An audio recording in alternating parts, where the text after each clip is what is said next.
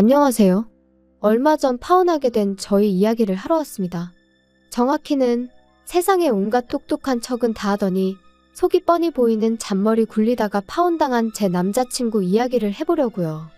연애하면서 다퉜던 적이 한 번도 없던 게 아니다 보니 어느 정도 서운한 일이라면 그러려니 하고 넘길 수 있었어요. 그런데 이건 뭐 결혼하는 김에 한몫 잡아보려고 작정이라도 한 건지. 속이 뻔히 보이는 사람인데 몇 년을 연애했던 간에 그걸 알고도 결혼하면 평생을 두고 후회했을 거예요. 아버지 안 계신다고 해서 제가 팔려가듯 결혼을 하는 것도 아닌데 말이죠. 끝까지 아득바득 우기는 통에 그나마 남아있던 정남이까지 뚝 떨어져 버려서 이참에 시원하게 정리했습니다. 말씀드렸다시피 저희 아버지께서 제가 어릴 적에 일찍 돌아가셨어요. 어머니께서 혼자서 저 키우신다고 엄청 고생을 하셨죠. 집안 살림이며 직장이며 혼자서 고군분투하시는 와중에도 제 공부하는 것까지 다 챙겨주셨어요. 그걸 알기에 어머니께 더 애틋한 마음을 가지고 있습니다. 남들보다 더 각별한 모녀관계라고 자부할 수 있을 정도로요. 어려운 상황임에도 어머니 덕분에 걱정 없이 공부할 수 있었고 그 덕에 대학에도 들어갈 수 있었어요. 아버지 살아계실 적에 모아놓은 돈이 어느 정도 있었어서 저희 집이 대학은 꿈도 못 꿀 만큼 찢어지게 가난한 상황은 아니었지만 그래도 어머니 덕분에 대학교 들어가서도 학비나 생활비 신경 쓰지 않고 맘 편히 공부할 수 있었습니다. 그 덕에 졸업도 무사히 할 수 있었고 졸업 후에는 학교 선배의 동물병원에서 곧바로 실습도 시작할 수 있었죠. 실습이라 할지라도 월급이 적은 편이 아니었다 보니 이제부터는 제가 어머니께 효도를 할 차례라고 생각했어요. 그동안 아낀다고 못해본 외식도 해보고 쉬는 날 활용해서 당일치기 1박 2일로 어머니랑 국내 여행도 다니고 그런 식이었죠. 그렇게 저도 어느 정도 경력이 쌓이고 나서는 저도 제 병원을 열어보면 좋겠다는 생각이 들어서 비는 시간 틈틈이 활용해서 상가를 보러 다녔습니다. 하지만 그 비용이 말도 못할 정도로 엄청났어요. 살던 동네 근처에서 시작해 욕심을 버리고 그나마도 비용이 저렴한 경기도 구도심까지 찾아봤지만 월세 조건이 만만치 않았습니다. 그래서 개업을 포기하려던 찰나에 어머니께서 같이 어디 좀 다녀오자면서 저를 데리고 나가셨어요. 저를 데려가셨던 곳은 부동산이었습니다. 아버지께서 돌아가실 때 나온 사망보험금이 있었는데 그 돈을 그동안 저 모르게 굴리고 계셨다고 해요. 투자에는 워낙 초보셨다 보니 많은 수익을 내지는 못했지만 제 병원 차려줄 만큼은 되니까 걱정 말라시더라고요. 아빠가 살아있었다면 분명히 병원을 차려줬을 거라고. 그러니까 이건 따지고 보면 엄마랑 아빠랑 같이 해주는 거니 사양 말라고 하시는데 흘러나오는 눈물을 숨길 수가 없었습니다. 이제는 제가 효도할 차례라고 생각했는데 아직도 어머니 눈에는 제가 도움이 필요한 어린아이처럼 보였던 거예요. 그 사실이 죄송스럽기도 하고 너무 감사해서 정말 펑펑 울었어요. 부동산 계시던 분도 너무 감동적이라고 하면서 같이 울어주셨네요. 대신 저도 어머니께 하나 약속드린 게 있습니다. 앞으로 제가 버는 돈의 절반은 어머니 드리겠다고요. 사실 그 돈을 다 써버리면 어머니 노후자금을 다 쓰는 거나 마찬가지였거든요. 그러니 제가 그냥 빌려서 갚는 거라 생각하시라고 했어요. 개원은 제가 눈여겨보았던 경기도권 구도심에 하게 되었습니다. 인구가 많지는 않은 지역이긴 하지만 제 병원이 있는 상가 주변으로 아파트가 엄청 많이 들어서 있는 좋은 입지 조건이라 수익은 제가 생각했던 것보다 훨씬 더 잘 나왔어요. 그렇게 열심히 일하던 와중에 저도 연애를 시작하게 되었습니다. 남자친구는 같은 건물 5층에 있는 학원에서 수학을 가르쳐주는 수학 선생님이었어요. 제 병원은 건물 1층에 있었는데 통일이 너머로 저를 보고 첫눈에 반했다며 매일같이 저한테 커피도 사다 바치며 끈질긴 구애를 하던 사람이었죠. 넉살도 좋고 유머 감각도 좋아서 저도 남자친구한테 호감을 느꼈고 이내 저희 사이는 연인 사이로 발전하게 되었습니다. 그렇게 1년 반 정도 연애를 하다가 둘 사이에 결혼 이야기가 오가게 되었고요. 너무 늦은 건 아니었지만 둘 다 나이가 있다 보니 결혼 이야기가 나오기 전에도 종종 서로의 미래에 대해서 이야기를 자주 나눴었습니다. 그 당시에 나눈 이야기들이 결혼과 연관된 이야기이긴 했지만 그때 당시에는 결혼 약속을 했던 사이가 아니었다 보니 서로 이야기를 나누면서 가치관으로 부딪힐 일이 전혀 없었죠. 결혼 약속을 한 이후에도 나누었던 이야기들이 있으니 모든 게 순조로울 줄 알았지만 남자친구의 어머님, 그러니까 예비 시어머니가 될 뻔했던 그 욕심 많은 사람이 나타나면서 언제 그랬냐는 듯 조금씩 모든 게 틀어지기 시작했어요. 예비 시어머니는 왕년에 유치원 보조교사 일을 하셨다고 합니다. 그 아들인 남자친구도 지금 학원 선생님을 하고 있다며 당신들 집안이 교육자 집안이라는 얼토당토하는 논리를 펼치셨어요. 그때는 그냥 남자친구의 밝은 성격이 코에 걸면 코걸이, 귀에 걸면 귀걸이, 좋은 게 좋은 거라고 맘대로 생각하는 어머님을 닮아서 그렇구나 하고 좋게 생각하려고 했었죠. 그런데 수의사인 저를 약간 깔보는 듯이 말을 하더라고요. 내가 어디서 들었는데 수의사 공부도 쉬운 게 아니라더라 하면서 그 정도 머리면 차라리 사람 고치는 의사 공부를 하던가 아니면 돈 잘 버는 한의사 공부를 하지 그랬냐고 빈정거리듯 말을 하더군요. 똑같이 칼질하고 주사 놓고 하는데 너무 명예가 없는 거 아니네 어쩌네 저쩌네 하면서요. 피부과 의사가 돈을 쓸어 모은다더라 하면서 왜 수의사의 길을 택했냐고 묻는데 물론 거기에 비할 바는 아니지만 제가 얼마나 버는지도 모르면서 그런 이야기를 초면에 뱉어내니 기분이 엄청 나빴습니다. 그렇다고 거기서 내가 돈을 얼마나 잘 버는지 아느냐고 자랑할 것도 아니었기에 굳이 제 직업에 대해 따로 설명하지는 않았어요. 그런 말 듣고 해명하는 꼴도 우습다 생각했고요. 예비 시어머니는 그래도 우리가 교육자 집안이 아니겠냐며 당신을 스스로 깨어있는 시어머니라고 자칭하더라고요. 시집살이 그런 것도 못 배운 사람들이나 시키는 거지. 자기는 그런 거 시킬 생각은 꿈에도 없다고요. 아들 장가 보내면 둘이 알아서 잘 살게 내버려둬야 자식들도 알아서 나중에 효도하고 그런다 하면서 자기가 얼마나 오픈마인드인지 설명하기 바빴어요. 하지만 하나 강조한 게 있는데 요즘은 맞벌이는 선택이 아닌 필수라고 하면서 결혼했다고 해서 집에서 살림만 할 생각은 꿈도 꾸지 말라고 하더군요. 우리 아들이 혼자 버는 꼴은 눈에 흙이 들어가도 못 본다시면서요. 애초에 제가 결혼해서 살림할 생각이었다면 개원도 안 했을 거 아니겠냐고 따져묻고 싶었습니다. 쉴 생각은 추호도 없었는데 그것보다 더 기분이 나빴던 건 역시 저를 학원 선생님인 남자친구보다 밑으로 깔고 보는 예비 시어머니의 태도였어요. 이미 대화 나누는 와중에 몇 번이고 한마디 해야겠다 그런 생각까지 들었는데 일단 결혼 이야기 나오고 처음 인사드린다고 나온 자리였다 보니 몇 번을 속으로 눌러 참으며 그냥 이 자리가 빨리 끝나길 기다리고만 있었네요. 안 끝날 것만 같았던 인사 자리도 겨우겨우 끝나게 되었어요. 예비 시어머니는 다음에는 상견례 할 때나 보겠네 하면서 자리를 떠나셨죠. 남자친구가 우리끼리 데이트나 더 하다 가자고 제안을 했는데 기분이 영 아니었다 보니 자리가 자리였던 만큼 내가 너무 긴장했었나 보다고 피곤해서 오늘은 안 되겠다 말하고 집에 돌아와 버렸습니다. 저희 어머니께서 예비 시어머니 만나고 온 자리는 어땠냐며 궁금해하셨는데 아무 말도 해드릴 수가 없었네요. 그냥 남자친구한테 했던 말 그대로 너무 긴장했어서 경황이 없어서 무슨 말 나누었는지도 잘 기억도 나질 않는다고 하고 넘겼습니다. 그리고 일주일 지나서 남자친구와 만났어요. 일터가 같은 건물이다 보니 남자친구가 매번 하던 것처럼 커피 사들고 병원에 찾아오긴 했지만 바쁘다는 핑계로 남자친구를 그냥 돌려보냈었습니다. 눈치가 있는 사람이라면 뭔가 이상하다는 걸 느꼈을 텐데 일주일 만에 만난 남자친구에게 그런 기색은 전혀 보이지 않았어요. 오히려 이제 우리 어머니도 만나봤으니 결혼 관련해서 좀 현실적인 이야기를 해봐야 하지 않겠냐고 들더라고요.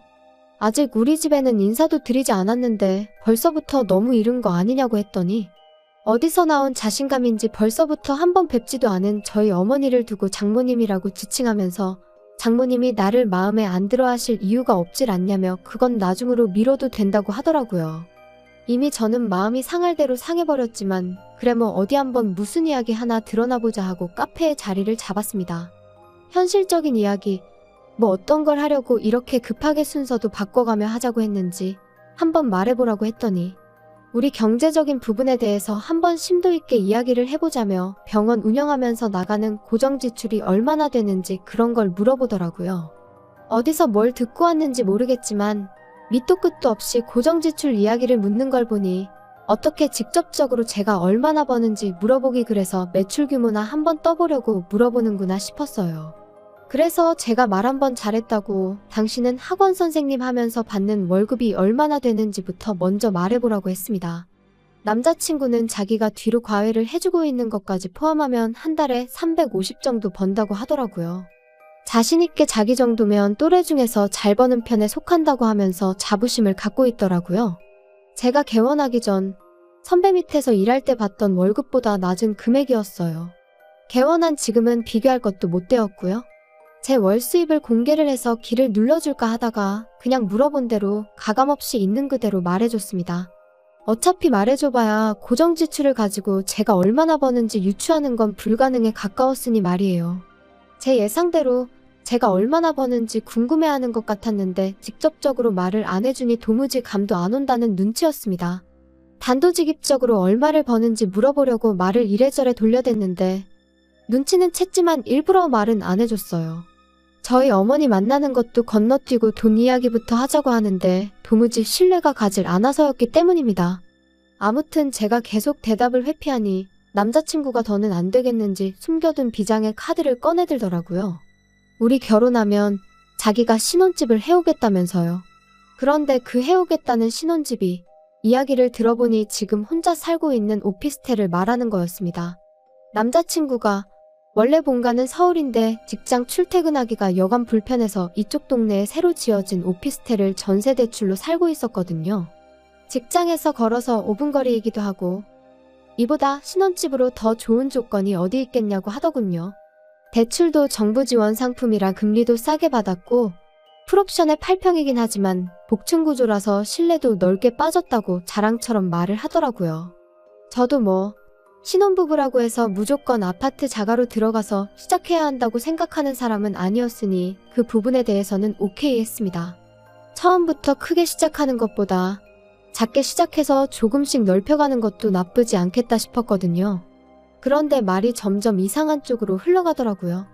벼랑간 남자친구가 혼수는 어떻게 해올 거냐며 생각지도 못한 이야기를 꺼내왔거든요. 당신 오피스텔 풀옵션이라고 하지 않았냐, 그리고 8평짜리 오피스텔에 무슨 가구를 놓겠다고 혼수 이야기를 하느냐고 되물었어요. 남자친구는 당장은 안 쓰더라도 남자가 집을 해오는데 여자가 혼수를 해오는 건 기본 중에 기본 아니겠냐고 되묻더라고요. 아니, 풀로 대출받아서 전세로 살고 있는 집을 가지고 자기가 집을 해온다고 말을 하면서 나는 내 돈으로 혼수를 해오라는 게 말이나 되냐고 따졌죠. 또 자기가 불리해졌다 싶었는지 제 말에는 입을 싹 닫더라고요. 한참 두 사람 사이에 정적이 일다가 남자친구 혼자 안달이 나서는 횡설수설 끝에 본론을 딱 말해왔습니다. 아까 말해준 고정지출에 대출금이 하나도 없던데 어디서 그런 큰 돈이 생겨서 빚도 없이 병원을 개원했느냐고요. 그래서 그것도 숨김없이 전부 있는 그대로 말해줬습니다. 아버지 사망보험금에 어머니가 재테크한 돈 합쳐서 개원해주셨다. 대신 내 월 수입의 절반은 어머니한테 전부 드리고 있다고요. 남자친구는 그제서야 제 월 수입이 높다는 걸 감을 잡은 모양이었어요. 은근슬쩍 하나씩 물어보는 질문들이 다 그런 걸 염두에 두고 묻는 것처럼 들렸습니다. 어머니께 월급의 절반을 드리고 있는 건 어머니 노후자금으로 병원을 오픈한 거라 빌린 돈을 갚는 개념으로 드리고 있다고 말을 해줬죠. 그러고 나서 남자친구가 말 잘했다고 하면서 부모님 노후에 대해서도 지금 같이 이야기를 해보자더군요. 그러면서 대뜸 저한테 물어보기를 결혼하면 우리 부모님한테는 얼마를 드릴 생각을 갖고 있는지 좀 알려달라고요. 또 뭔 소리를 하나 싶어서 당신 월급 350에서 얼마를 드리려고 그런 말을 꺼내냐고 물었더니 당신은 장모님께 수입의 절반을 드리고 있다는데 나도 200 정도는 드려야 하지 않겠냐고 하더군요. 그래서 제가 그럼 양가에 매달 400씩 드려야 한다는 소린데 그러면 양가 부모님한테 드리는 돈만 해도 당신 월급보다 더 많아지는 거라고 따졌죠. 그랬더니 남자친구가 정색을 하면서 왜 400이냐고 내가 200 드린다고 하지 않았냐고 따지고 들더군요. 당신이 먼저 부모님께 얼마 드릴지 묻지 않았냐고 당신 집에 200 보내면 나도 우리 집에 똑같이 200 하는 게 이치에 맞는 거 아니냐고 바로 따졌습니다. 그랬더니 아까까진 얼굴 한번 못 본 우리 엄마를 장모님이라고 부르던 남자친구가 마음이 급하니까 본심이 나왔는지 니네 엄마는 지금 네 월 수입의 절반을 받는다고 하지 않았냐고 하는 겁니다. 내가 말해주지 않았냐? 우리 어머니께서 노후자금 털어서 병원 차려주신 거고 나는 지금 그 돈을 갚고 있는 거라고요. 남자친구는 대번에 가족끼리 그런 게 어딨냐며 맞받아치길래 당신 어머님은 그럼 아들 월급의 절반도 넘는 금액을 진짜 용돈으로 받아간다 하시더냐고. 그런 가족은 세상에 또 어딨느냐고 제가 반격을 했어요. 남자친구도 자기가 얼마나 얼토당토하는 억지를 부리고 있는지는 어렴풋이 알고 있는 것 같더라고요. 그러면서 저한테 역으로 제안한 게 너네 집은 엄마 혼자니까 반만 드려도 되는 거 아니겠냐며 자기 집에 200 드리고 저희 집에는 100만 드리자입니다. 솔직히 그것도 넉넉하게 쳐준 거라고 하더군요. 자기네야 부모님 두 분 다 계시니 외식도 더 자주 하고 외출도 더 자주 할 텐데 돈이 넉넉히 필요한 게 당연한 거지만 장모님은 혼자 계시니 돈 쓸 일도 거의 없지 않냐고 하더라고요. 식당도 혼자 오는 사람은 안 받아준다고. 외식할 일도 없고 그렇다고 혼자서 여행을 다니시겠냐 뭘 하시겠냐면서요. 이야기하는 내내 싸우고 싶지 않아서 그냥 참고만 있었는데 너무 어이가 없어서 뭐 그딴 계산 방식이 다 있냐고. 그럴 거면 차라리 생활비만 절반씩 내고 각자 수입은 알아서 관리하는 걸로 하자고 했어요. 부모님도 자기 여유돈에서 마음에서 우러나오는 만큼 하면 되는 거 아니겠냐고요. 그랬더니 부부 사이에 그게 가당키나 하냐며 그렇게 다 각자 할 거면 룸메이트로 살지 결혼은 왜 하는 거냐고 큰 소리를 떵떵 치는 겁니다. 그리고 그때 저도 정신을 차렸어요. 이미 대화로는 해결할 수 없는 상황까지 와 있다는 걸 그제서야 알았습니다. 결혼하고 나면 내 돈을 자기 집에 퍼줄 생각뿐이구나 라는 사실을 말이죠. 그도 그럴 것이 생활비다 뭐다 이런 거 다 주고 나면 남자친구 월급으로는 자기가 쓸 자기 여윳돈을 전부 포기하고 부모님께 드려야 하는 거나 마찬가지잖아요. 난데없이 우리 집에 인사하는 것도 건너뛰고 돈 이야기부터 하자고 했을 때부터 알아봤어야 했는데 싶었죠. 더 하고 싶은 이야기는 없고 결혼에 대해서는 우리 조금만 더 생각해보자고 하고 자리에서 일어났어요.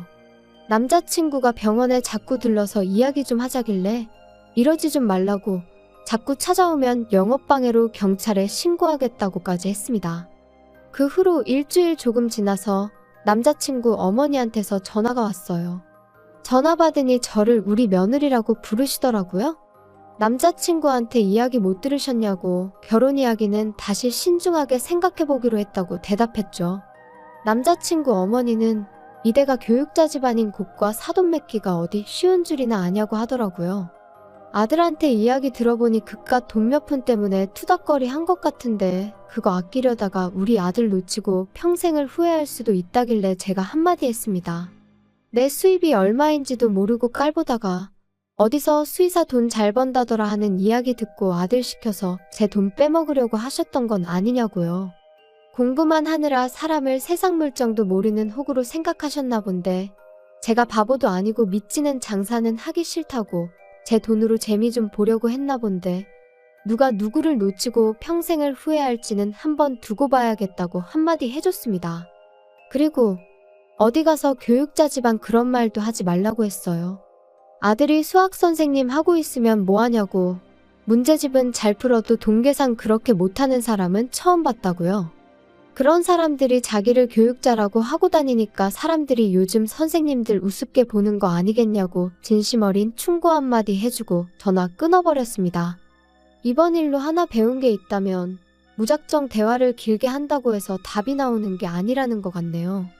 애초에 풀대출 받아서 살고 있는 전셋집을 두고 그것도 8평 원룸을 신혼집 해오는 거라고 혼수는 뭐 해올 거냐 물을 때부터 걸렀어야 했는데 어떻게 대화로 풀어보겠다고 제 시간 쏟고 마음 쏟고 그랬는지 모르겠어요.